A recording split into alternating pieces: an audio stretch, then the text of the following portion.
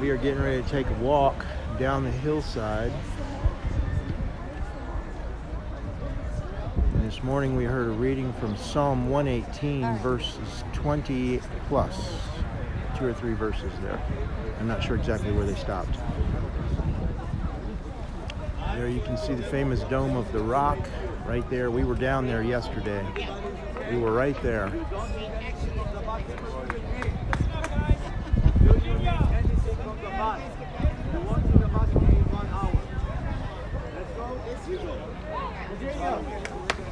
Okay.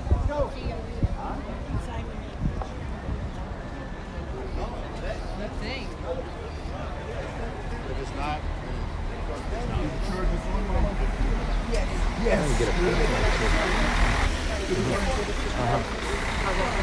And they want you to keep it. Turn it on the travel on my phone too. Okay. So you got phone signal. Yes.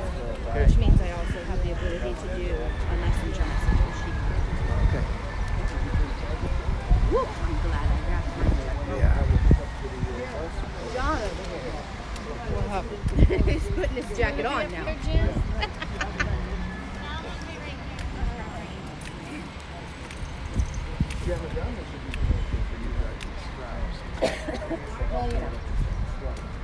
going to jump out of the path here and try to get out where I can see him. at the moment, right now, it feels great. I said at the moment, you know. Now 5 minutes from now, it could be. It was the perfect timing.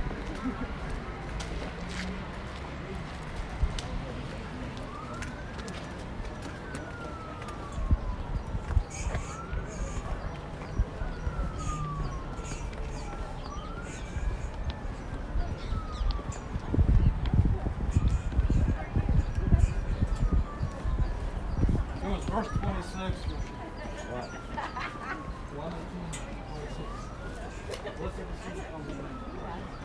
Yeah. ברוך הבא בשם אדוני. But even the introduction is good, because they talk about the gate of righteous and these are the righteous. And the rock that was rejected. Yeah. And the stone.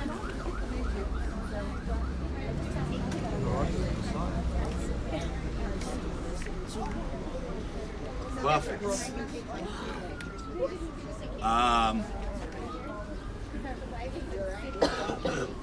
So,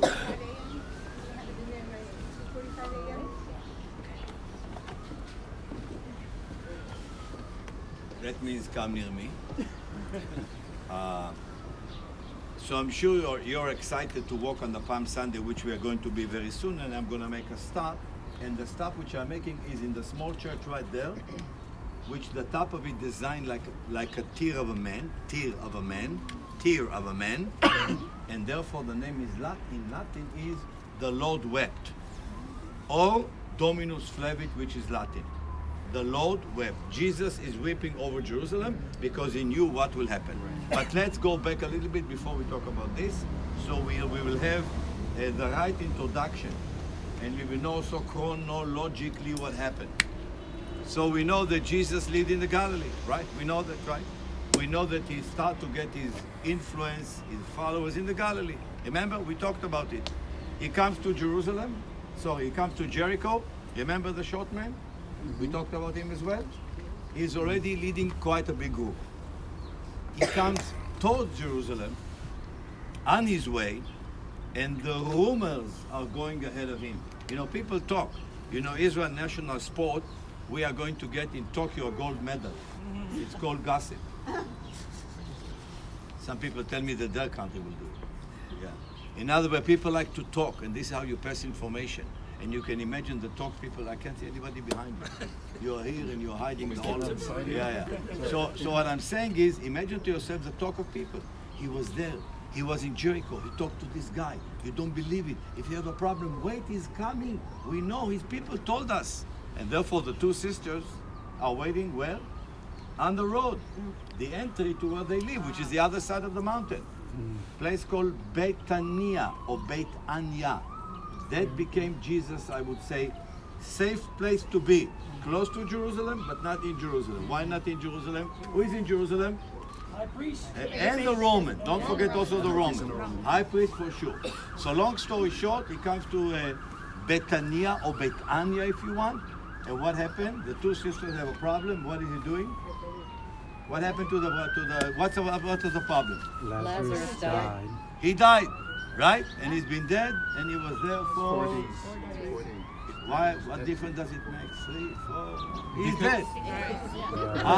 There's a difference. Well, I'm building a drama, Alex. Understand? I'm asking, and I ask the question. There is a reason why. Yes. So, well, what is the difference? Is right. The Jewish tradition says for the first 3 days, the soul of the person still hovers above the grave. On the 4th day, it goes to heaven. You understand? Yeah. Can you imagine a miracle? Yeah. Wow.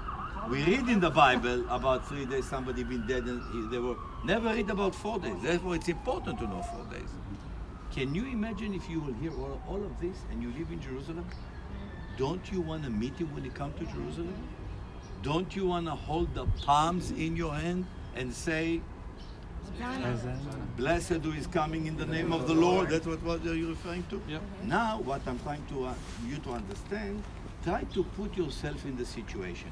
Don't think I'm coming from Virginia and I'm here and I'm no.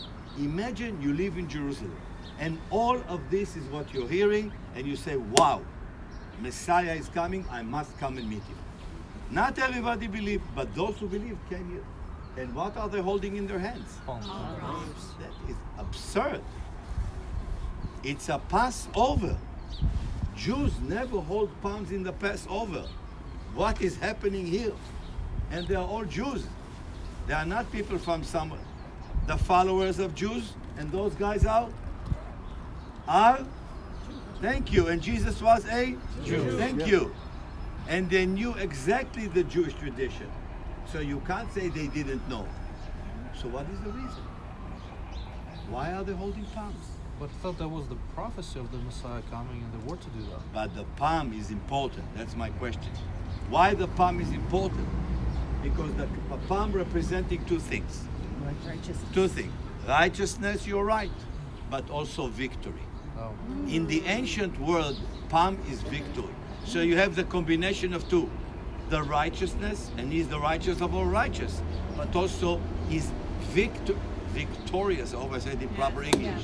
His victorious entry will be actually greeted by people who are holding the symbol of palm. And this is why palm, because Jews never hold palm in Passover.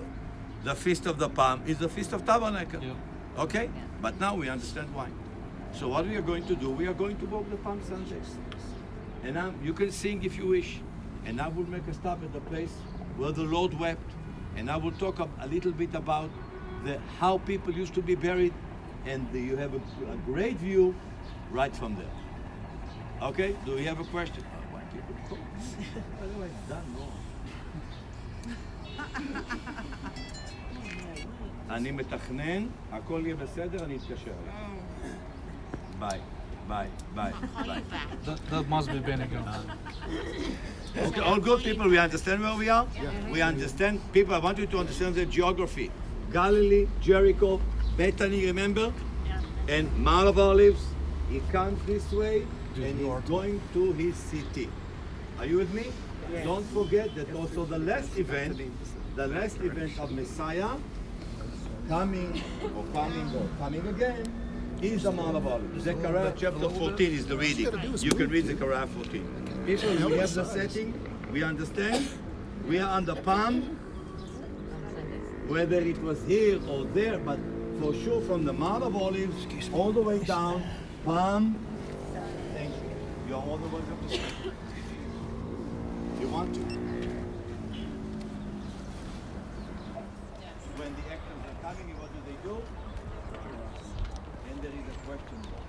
So there are several reasons, there's never one. First of all, let's talk about practicality.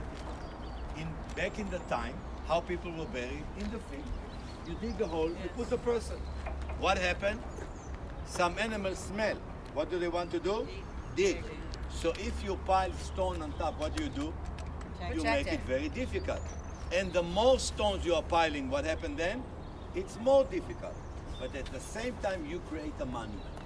Therefore, in the Hebrew, there is an expression, forever monument.